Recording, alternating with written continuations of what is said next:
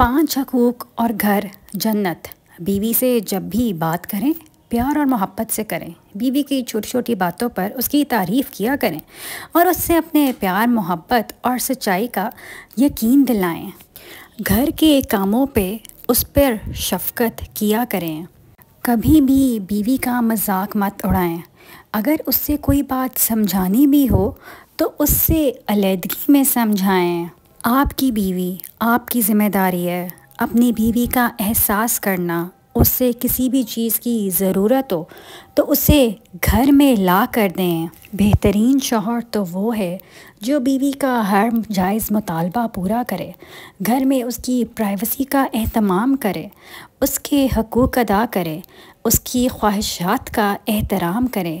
اور ایسے ہی بہترین بیوی وہ ہے جو اپنے شوہر کا حکم بجا لائے، جو غربت میں اس کا ساتھ دے، جو اس کا دل سے احترام کرے اور اپنے شوہر کی چھوٹی موٹی غلطیاں برداشت کرے۔ بیوی کے لیے شوہر اور شوہر کے لیے بیوی سے اچھا کوئی دوست ہی نہیں۔ واحد ایسا دوست ہے جو بہترین مشورہ دے گا، کیونکہ جو بھی ہو، اچھے اور برے حالات کا سامنا تو میاں بیوی نے مل کر ہی کرنا ہوتا ہے۔ یہی محبت بھی ہے، احساس بھی اور سچی دوستی بھی ہے۔ بیوی سے محبت کرنا کوئی عیب والی یا شرمانے والی بات نہیں۔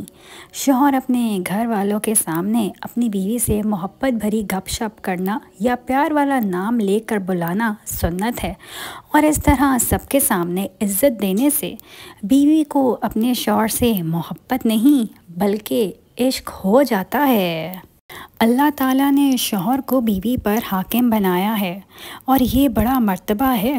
اس لیے عورت پر فرض ہے کہ وہ اپنے شوہر کی اطاعت کرے اور خوشی خوشی اپنے شوہر کے حکم کی تابع داری کرے۔